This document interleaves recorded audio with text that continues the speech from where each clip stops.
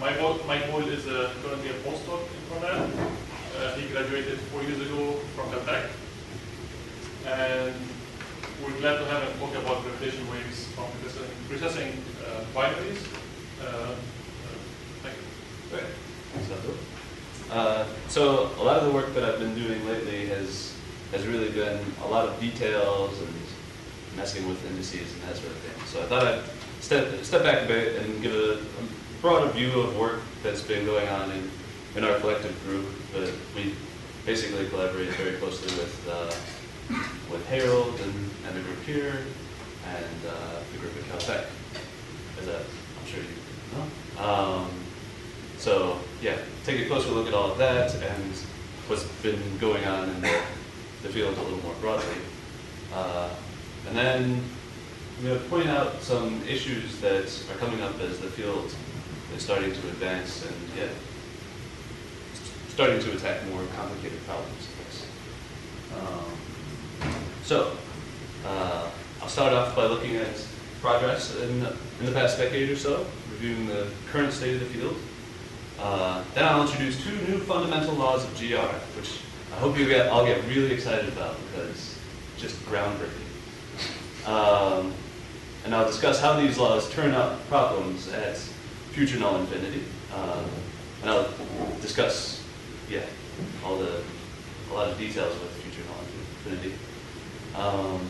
And fortunately, these problems can be fixed. I'll discuss how to fix them, some of which will be new work. And finally, I'll show how these ideas apply to the all-important project of hybridizing waveforms. So first off, the brief history is very brief. LIGO turned on in 2002. Since then, it's been taking data. It's already gone through one upgrade to enhanced LIGO.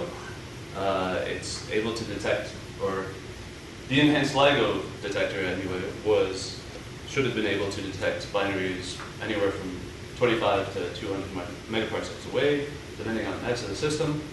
At the moment, it's down, getting upgraded to advanced LIGO, which should be a factor of 10 improvement and a factor of 1,000 in event rate, which 1,000 times 0 is nothing, I know, but you know. So that's expected in the next few years. And then, of course, the big news in 2005 is that Franz Pretorius was finally able to evolve binary black holes and merge them, which was spectacular, and following very quickly on the heels of his breakthrough, several other groups could also do it. So then everybody got real good at simulating black hole binaries. And then the first systems that everyone simulated were boring, but then people started getting interesting spins, and there are these super kicks, mega kicks, you'll occasionally hear them called, of thousands of kilometers per second. So those are astrophysically interesting. But they're also difficult to deal with analytically once you get interesting spins. So that's a lot of the motivation behind this topic. So the early systems all look like this, except not nearly this good. So these are the trajectories of the sort of centers of two black holes. This is an equal mass, non-spinning system, and it's just as boring as could be. It inspirals in, and yeah, beautiful. And there's a lot of symmetry in this, which is a key, was key to making it possible for everyone to simulate these things. And then more recently. So this particular one, by the way, is not correct because. Yeah. Oh yes. Sorry. I meant to say that this one is presumably the longest that's been run so far. So that's why it goes around so many times. Most of the early systems would just maybe start here or here, or just go around a few times. So yes, this is a beautiful example of sort of slightly extending the early systems. Of course, then once you put spins on the black holes and point them in weird directions, they start doing something like this. And this is the plot that Sergey just gave me. And you can see that the orbital plane has almost flipped here. And that's very complicated motion. And one of the key points here is that when you're simulating these black holes, your coordinates are given to you just by gauge conditions. And these gauge conditions are sort of wave-like. So if your central system is doing something like this, then that propagates out coordinate weirdnesses into the rest of your space-time. So that's sort of the key idea that I'm worrying about. Although presumably similar issues crop up in the earlier systems, but we all just convince ourselves that we can ignore that. Okay, so the big motivation is to create waveforms for LIGO and Virgo. But, you know, I'm American-centric, so I'll accidentally say LIGO all the time. So we need the full waveforms for proper data analysis and parameter estimation. So this is a PN waveform, which is nice. You can write down the analytic form of it and calculate it very quickly, but it doesn't go so far. It ends sometime before merger, which I've just labeled 0 here. And you need that merger stuff. Depending on the mass, it could be most of your power. And in a lot of cases, it's probably where you can really distinguish between different systems. So for astrophysical measurements, we need that. Then, of course, there's numerical relativity, which is great at handling the nonlinear merger stuff. And you can handle the ring down, that's easy. But it's really expensive, so you don't want it to run all that long. So what you do is just you join them together.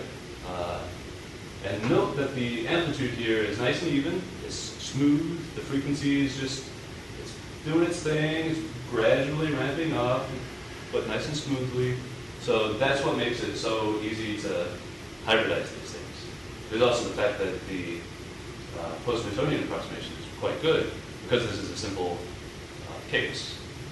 It doesn't have crazy spins or anything like that. Now, you can contrast this to the numerical waveform from a highly precessing system, which looks like garbage. It's nuts. And here I've outlined the sort of envelope of this thing, where the other part of the envelope comes from H cross, the other polarization H. So it's kind of nuts, and that's very difficult to deal with. It's a headache, to say the least. So I'll return to that headache, but there's also the problem of the coordinates. And that brings me to my first fundamental law of general relativity. It's Murphy's law. If something can go wrong with your coordinates, it will. And you just really have to expect this. Because unless you have some criterion that says my coordinates are good and I know they're good, then how are you going to put error bars on your results, for example? And you might counter with, yeah, but we all knew that. You know, we've taken GR, that's basic. So you just, you take a tensor and a vector and you contract them together and you get a scalar. Done. But there's a second law of relativity, which is if something can depend on coordinates, it will. And yeah, so this is you have to approach these things skeptically. The prime example, I think, is psi4, which encodes the gravitational radiation from the system. It's just the contraction of the Riemann tensor with a bunch of vectors. And to look at that, you think, oh, that's coordinate invariant. Beautiful. And in a certain sense, that's true. However, in another, more accurate sense, that's not true at all. In particular, these L's and M's are defined with respect to coordinates. So as soon as you change your coordinates, these guys change, and psi4 changes. Now there's been a lot of work done on that, and people have actually done some pretty convincing stuff that you can get something that, there are conditions that you can put on, let's say, the tetrad here, L's and M's and yeah, you can make an argument that this quantity at any given point is in fact coordinate invariant when you do it properly. However, even when you do it properly, you still have, you've done that at a particular point, and psi4 is a function of your coordinates. So if you, say you expect that LIGO is going to be at some theta and phi, and some r, but yeah, whatever. If your t coordinate is screwed up, then the psi4 as a function of t that you give me will be irrelevant. It'll have some weird gauges in there. So that's one of the many things that we really have to take care of. I thought I'd spend a little time going over symmetries of Minkowski space. So there's an extra one in there that you might not expect to be in there. In particular, because we're dealing with isolated systems and we go far away from them, we want to treat the universe at large as asymptotically flat. In particular, we're looking at scribe plus. So obviously this is future time like infinity and past time like infinity. And you have time like observers that just, there's a stationary observer and there's one moving with constant velocity. And we can look at null rays. And of course, for either of these observers, that's what that null cone looks like. It gets out to scribe plus, and yeah. You can actually use the connection between, say, A's coordinates and the point at which that null ray intersects scribe plus to put coordinates on scribe plus. So in this case, the origin of A's time coordinate is now the origin of this coordinate u for target time. And then the direction that the null ray leaves A at that moment can be theta and phi, let's say. So here, obviously, I've had to compress everything, and this corresponds to, let's say, theta equals 0, and phi equals 0. And this corresponds to theta equals pi, and phi equals 0. So, yeah. So in this way, you shift up and down, and you've got your coordinates. And there are certain symmetries of this system. So obviously the actual physical null cone doesn't change if you rotate your coordinates. It's just relabeling that null cone. Similarly, you can boost it and it doesn't change the null cone, obviously. So that's one of the symmetries of Minkowski space. There's also time translation, just shift up your origin, easy. There's space translation, who's to say that A should be going through here, maybe A should be going through here. And this is where things start to get interesting. In particular, you'll note that the effect that this has on your time coordinate depends on the direction. So the forward direction, the origin of u was actually moved backwards. And in the backward direction, your origin of u was moved up. So you can write this as just a sum over while ends. More generally, you think about it, and you see that you can write this as the sum over m's for L equals 1. And obviously there's a reality condition on alpha there. But yeah, that's a nice way of doing it. And then you can combine the space and time translations like so, and the effect in the U transformation is handled if you just take L equals 0 as well. And so far, obviously there's a bit of a restriction here because I've assumed that the coordinates are given by starting at a point and giving off null rays. But if you don't have that point, or your null rays aren't nicely behaved, then you can't really expect that every symmetry, every coordinate system on square plus out here is actually given by a null cone like this. And in particular, there's this set of generalized translations called super translations. And as you might kind of have expected, given how I introduced it, these are given by just summing over arbitrary L's. And again, there's a reality condition on alpha, of course. But yeah. So this is what a super translation looks like on the null rays that are generating these coordinates. And if you're just in flat space, you can go back and say, well, there's got to be some condition on the coordinates out here that say I want my null rays to all meet at a point. And that's true, there is. But we have a bit of a problem in more general spacetimes, because this is what your spacetime really looks like. Actually, this is even a good case of this, because what I've drawn here is just the region within which there are black holes, and they merge here, x equals 0. And then you just got a stationary black hole. So if you were to just look out here at Scribe Plus, you'd be pretty hard pressed to tell which of those, really meets at a particular point, if any of them would have, or anything like this. So we'll need some good way to deal with this ambiguity, because we take the gravitational radiation from this system and we extrapolate it to psi 4, let's say, or evolve out along null rays, and we get extrapolate it to Scribe Plus. I think I said psi 4. So we get it out here anyway, and we have to deal with the coordinate ambiguity that is there, presumably, somehow. So, to sum up the bad news, coordinates on Scribe Plus are inherently ambiguous.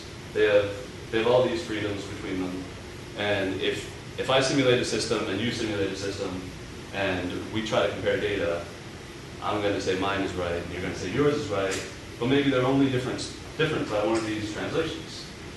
Just as a historical note, this is called the BMS group for bounding Metzner exams. So that's bad news. The good news is that we can handle these. So we can get rid of pure super translations and boosts with something called the good cut equation, or something called the nice section condition. Two very different ideas, but they have the same effect. We can get rid of space translations by going to the center of mass, which is kind of cool. I'll talk about that. Then we can get rid of time translations by comparing fiducial with invariant quantities, and just say agreeing that the 0 of our time coordinate happens at the same time that something else happens. And then we can get rid of this rotation freedom by going into what I call the corotating frame, which is new. So first of all, I'll talk about I'll just describe the nice section condition briefly. So you define this quantity psi, which people frequently just call psi in their papers, but I'll call it the mass aspect, because that's the only word I've ever seen attached to it. And it's defined by psi 2, which is another one of the Newton n-row scalars. And you think of psi 2 normally for Schwarzschild, that's just m over r cubed. So this r cubed gets rid of that dependence, and this might approach m or something like that as Scribe Plus. And then you add in these two other terms. H is just the metric perturbation. And so I'm not sure that these terms have real particular physical significance, but they're kind of flux-like. They sort of describe the flux that's going out along your null rays. So this add here is it's kind of like the angular momentum raising operator, except it acts on the spin of the object. So in particular, H and psi 4 both have spin -2. So if you raise it twice, you've got a spin 0 object, which is what psi 2 is as well. So it's kind of, you can expand and scale spherical harmonics. So it's one nice thing about the psi is that the time derivative of psi is just the gravitational wave flux.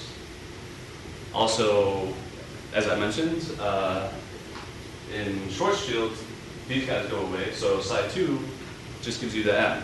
So in nice Schwarzschild, you just get m out of psi, assuming that your coordinates are correct. but your coordinates are not always correct, or not always the most reasonable that they might be. And in particular, if you look at the super translation, psi transforms to some other psi, where you put in this super translation. And this is a little funky because, you know, now you have to evaluate psi 2. In one direction you evaluate it at a certain time, in another direction you evaluate it at a different time. And yeah, it's not a lot of fun to deal with, but it's feasible.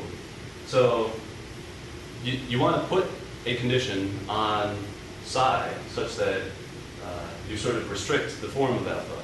You get to a particular alpha. And so the good news is you can do that. And you just say, let's put this condition on alpha so that the whole psi quantity just equals the mass as measured on that slice. And here the mass is kind of just basically the L equals 0 part of psi. So yeah, if you look at how psi transforms under this super translation, that gives you an equation for alpha. And this is that equation. Again, you have two lowering operators followed by two raising operators acting on alpha. So basically, they just annihilate the L equals 0 and L equals 1 components. And then it equals psi times the conformal factor, which is kind of like the boost of the system. And that's where the boost comes in, so that's nice. And then times the mass. So the good news there is that we've discussed this and come up with a way that we think this could actually be implemented and give us unique alpha. Mike, to get this last equation down here, are you assuming that alpha is small? No. But these are, yeah, so I guess one of the nice things about how this works out is that this assumes that alpha is independent of u, for example, and that your thetas and phi's don't move around, which is another complication that I'll maybe just mention briefly a little bit later. But yeah, so everything does actually come out this nicely for full general super translations. Yeah, so that's the nice section equation and nice features of the nice sections. There exist solutions. There's an existence proof, which is awesome. Anytime you want to put something on a computer, you want to know that you're actually going to find something. The solutions do not depend on your initial slicing, which is nice. Each section, so yeah, I think a nice intuitive way to think of this is that each section gives you an MCRF, a momentarily co-moving reference frame, which you might remember from shoulds and that sort of discussion of dust, for example. So that's kind of what we're going for here. Different reference frames at each instant of time, but each one of those is constructed so that you'll have a nice representation of the physics that's going on inside them. And finally, the solutions are unique, which is fantastic. They're unique up to translations, of course, which kind of stinks. So you need to impose another condition on your super translation. And that condition is the center of mass condition. And this particular slide will be very hand-wavy because there's a lot of super ugly spinner stuff that goes into this, and I didn't think anyone would want to sleep through that. So, basically, you define this charge integral. You have some two-form, W, and you contract it with the right dual Riemann tensor, and then just integrate. And this is an interesting quantity. One of its properties is that in linearized gravity, if the divergence of W is a killing vector of the background spacetime, then this charge integral is 0. So that sort of gives you a hint of what to do in the nonlinear case. You just impose Q of W equals 0 for some W with L equals 1 only. And if that statement made you uncomfortable, congratulations. When I say with L equals 1 only, I mean it's generated, sort of, by some object with only an L equals 1 component. So in particular, in this case, the sort of, you might think of the killing vector as being associated with rotations. And so, yeah, I should point out, I was going to point out at some point that most of this stuff is due to Moretti, both the nice section condition and the center of mass condition. It's due to Moretti, and what he was going for was some unique description of angular momentum, which we will be using later. But the idea then is to get your system into the center of mass frame so you don't have to worry about, you know, it having momentum, and then that comes into the angular momentum. So yeah, the idea for the center of mass is to get your killing vector-ish kind of things, sort of, to be rotational, sort of. So that's the condition that you'll impose on the center of mass condition. And this one's actually kind of easy. If you decompose everything properly, it gives you just something times psi1 and psi2. And presumably somebody who's not me can pull that out of the code after a simulation, and it gives you a pretty easy condition to impose with the charge equals 0. So then, if you have mass-centered nice sections, they're fantastic because the solutions are fully unique. There's no translation ambiguity. Oh, that's not true, actually. There is one freedom, and that is the time translation freedom. But that's okay, because then successive sections that you get with that freedom actually foliate stride plus. So that means that, for example, your section at one instance followed by your section at another instance, the later one doesn't go down and dip before the earlier section. So this is, this is kind of what you want. And you want that to be fully unique so that two totally different people can just go through this procedure and plug their data into it and get out the same result if they started with the same physical stuff. So my contention is that mass-centered nice sections are phenomenal,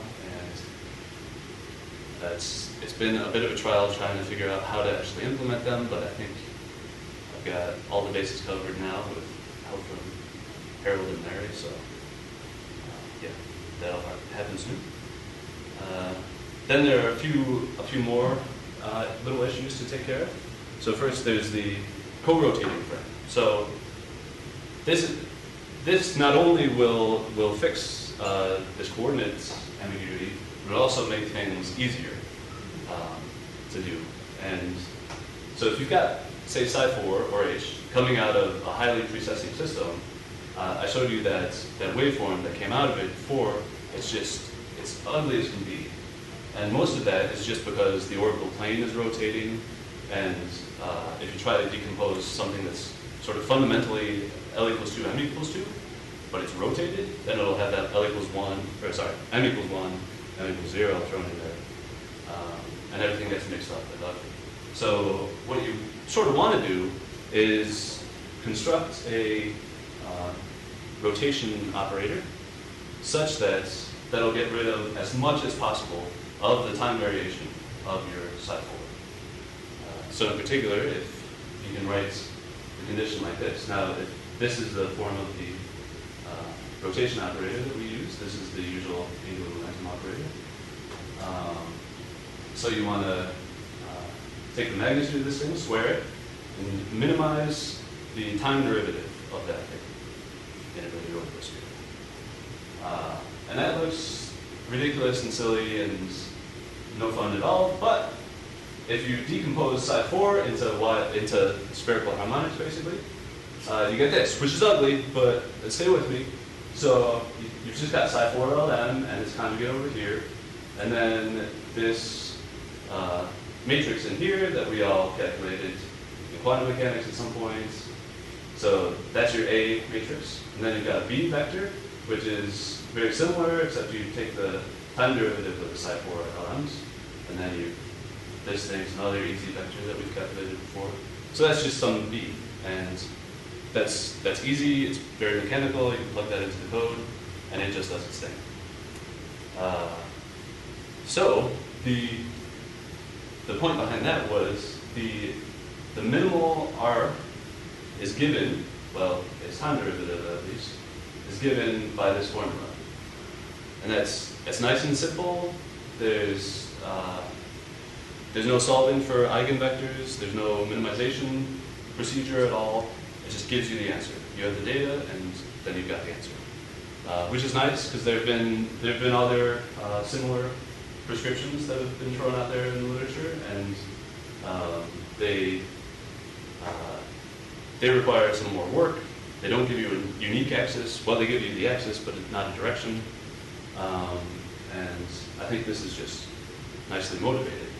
So you've got this r dot, which is sort of your angular momentum, or the angular velocity vector, about which your waveforms are trying to precess, or trying to rotate anyway. And you can just align the z-axis of each section with this vector. And then you still have a freedom about that axis, but then you just set the speed of that rotation by the magnitude of this vector. So then all you've got left after that is just a single constant. It's the integration constant for that condition. So that's the co-rotating frame. And now, if you've got the match-centered knife section condition in the co-rotating frame, then your only freedoms that you have left are delta t and this delta phi, this integration constant.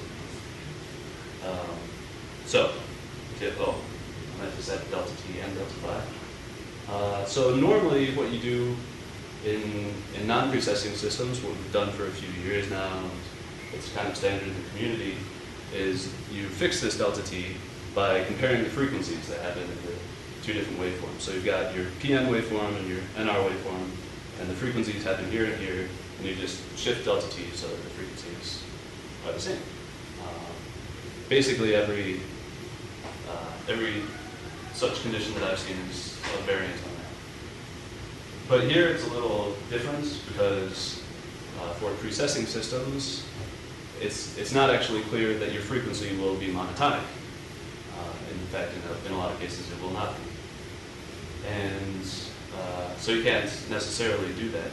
Instead, I suggest that you compare the magnitude of J, which J is the total angular momentum, and using Moreshi's fancy work and the nice coincidence that we've actually used that so far, we have J, basically.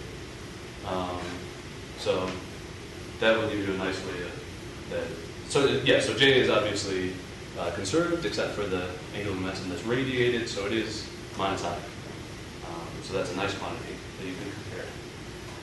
But then there's another issue that I guess I won't get into very much, but it's a big issue, so I'll just mention that when you construct some NR data, and yeah, there are parameters that you put into your code that say this is the angular velocity.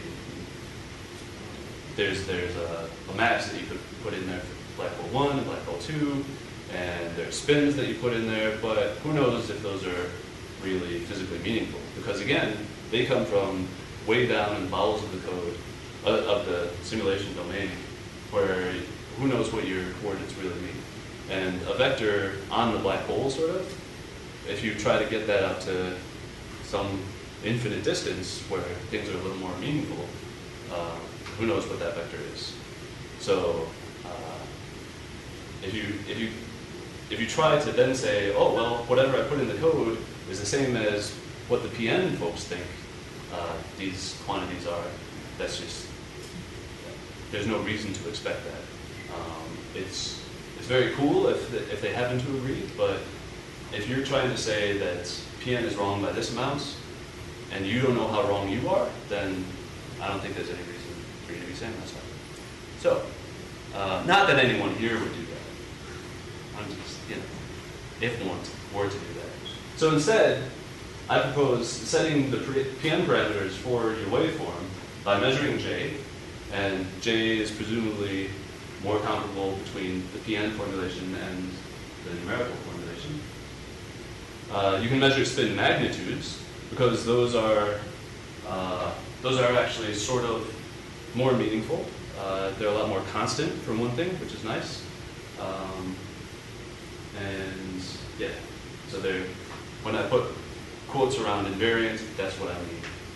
That hand-wavy argument, that spin magnitudes are invariant. You can also measure this R dot, the preferred axis and speed of rotation of your gravitational waves.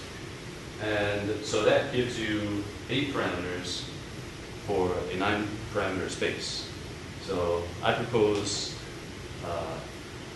fixing these things in the PN to what you actually measure in the code, and then just hunting for the best agreement between PN and NR. So that at least reduces the ambiguity in these parameters. So what are the 9 parameters you're thinking about? The angular momentum vector, orbital angular momentum vector, and the 2 spins. Sorry, the 2 spin vectors. So I guess I could do the magnitude of J as, in some sense, setting the time to merge. Yeah.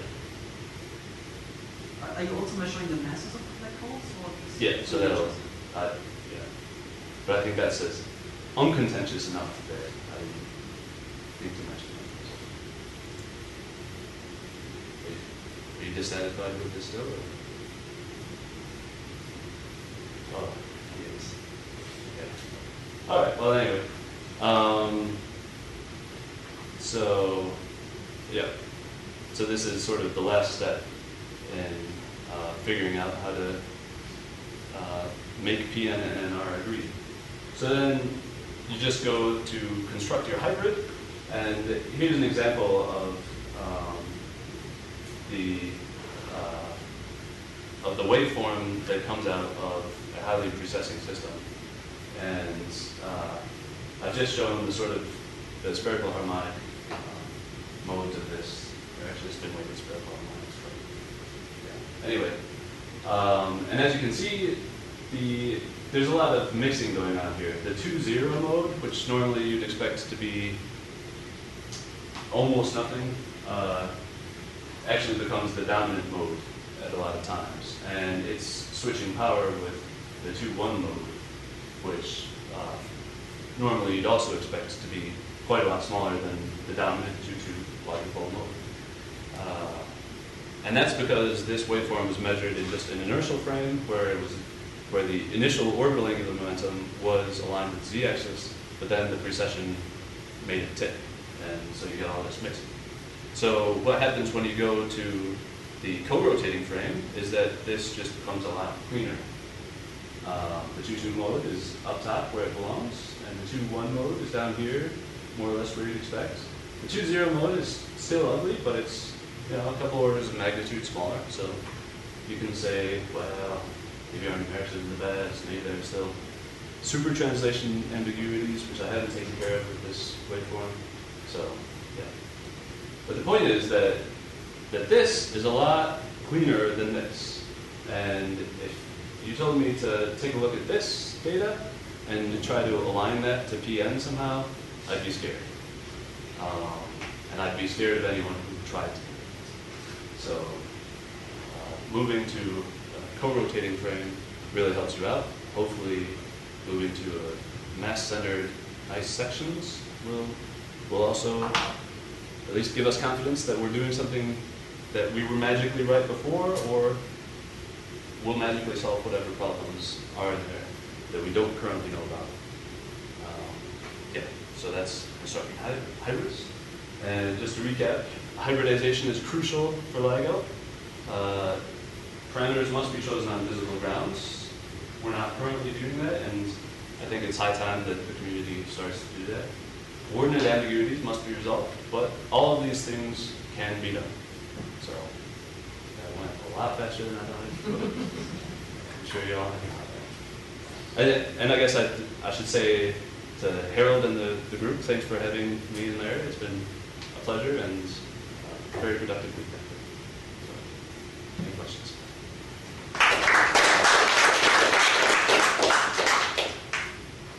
Yes.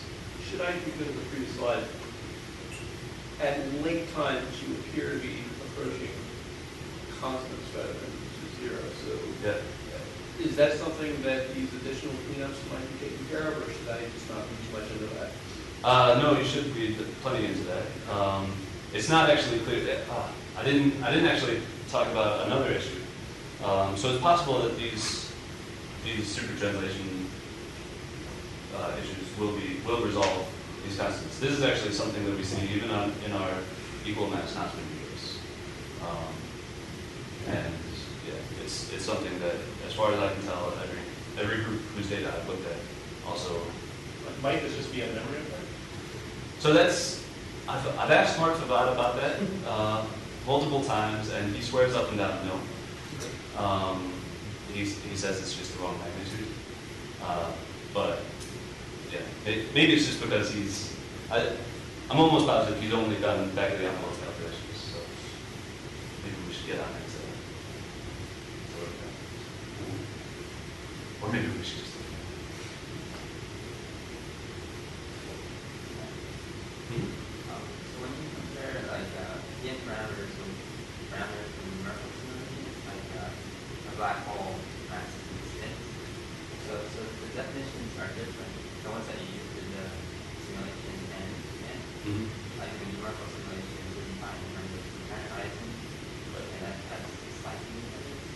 Is that concerned at all?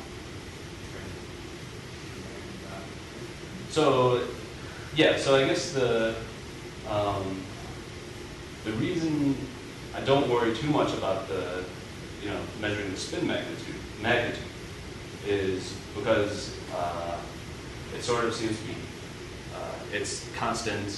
It sort of seems to be handled by these fancy things that Jeffrey and Rob did in the code. But yeah, I can't say that that if you took a different slicing of the numerical stuff, that would just change the spins like crazy. So that's certainly another ambiguity. And I'm totally open to more constructive, ways of getting these parameters, but that's just the best that I've come up with so far. Which, having not really run through these things too much, that's always the way. You just sort of start with the first thing that comes to mind. Maybe there's something better to be done.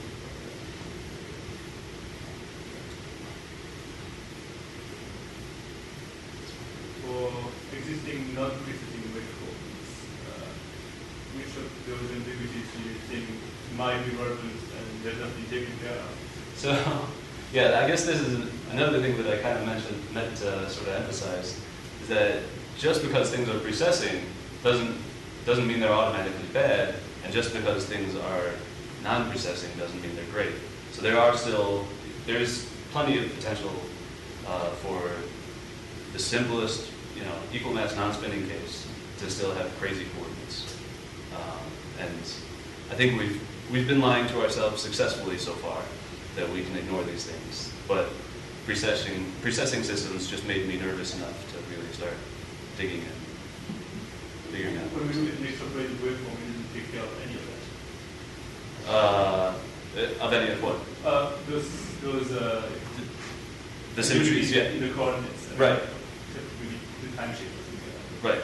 So the thing that extrapolation kind of takes care of is that there's an additional problem that I didn't really mention at all. Everything assumes that the metric as you get out to square plus just takes on its flat space form in your coordinates, and that's I've actually extrapolated the metric a few times, and it's gotten to well within the uncertainty of Minkowski. So I'm not too worried about that there, but that's definitely something that once we have the awesomest code ever, that's hopefully something that gravitational wave extraction will take care of. So I have a question. So when you're comparing the M and versus NR, so you're using the gravitational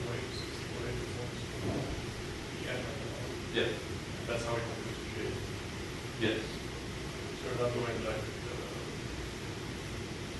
using the binary like in, for adjusting the spin.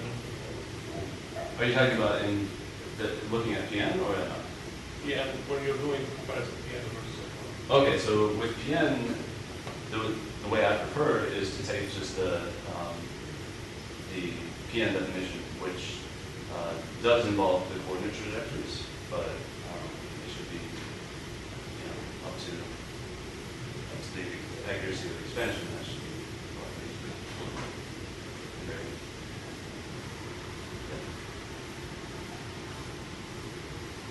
So we've just wasted, I guess, millions of CPU hours simulating binary black holes and with long gauge conditions, and what nice, funny-looking features in the waveforms out of that. Would all of this help? Did you dump psi 1 and psi 2? No, we didn't. Well, no. and it also, it actually requires H, not just psi 4, so it requires a good H. That was another bug in the code. So, but yeah, I mean, if you dump psi 1, psi 2, and H, the correct H, I would be very interested in looking at what craziness optimal could put into the gauge if something like this could handle it. Can you go back on the slide? Further? The slide with this one, yes. So the one thing that I'm somewhat worried about, I'm always pessimistic, is that J and R dot, I would imagine, point almost in the same direction. Because one is the open angular momentum and the other one is the total angular momentum in some sense. And so I would be worried that you get a degeneracy between J and R dot. And the spins only come in as a small correction, a small difference between the two quantities. Well, so for the crazy precessing systems, no, they don't point in the same direction at all. They're off by easily 45 degrees. If you want to apply this to the basic systems, then I think what this is saying, what this would tell you is that your PN parameters also have to be sort of closely aligned. I think that would be fine. Maybe I can certainly believe that for when you program the parameters in that say everything should be symmetric, maybe it's best to just use J. But that reduces the dimensionality of the PN parameters anyway. So. Why are we doing curl monitors with R dot essentially in local velocity? Yes. Well, so if I take the limit of non-spinning bodies, this is J R cross R. No. I guess now the question is, what is this R dot? I was thinking this is actually the axis of emission. Only the axis of emission of the line.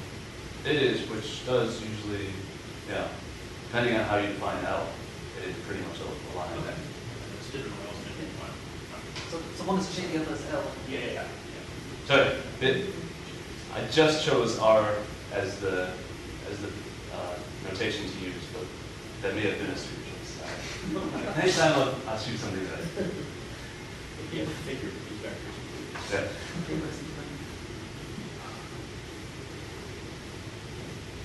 So there's a way it's quite plus so far away to read of the total increment Yes. of a 20 system. Yeah, this was the point behind Mureshi's work.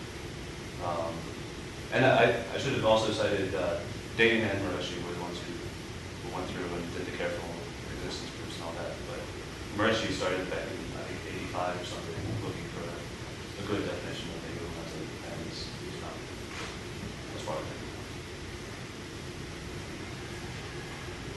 Any more questions? Well, thanks so much for today. So tonight we'll be going for dinner if you'd like to join.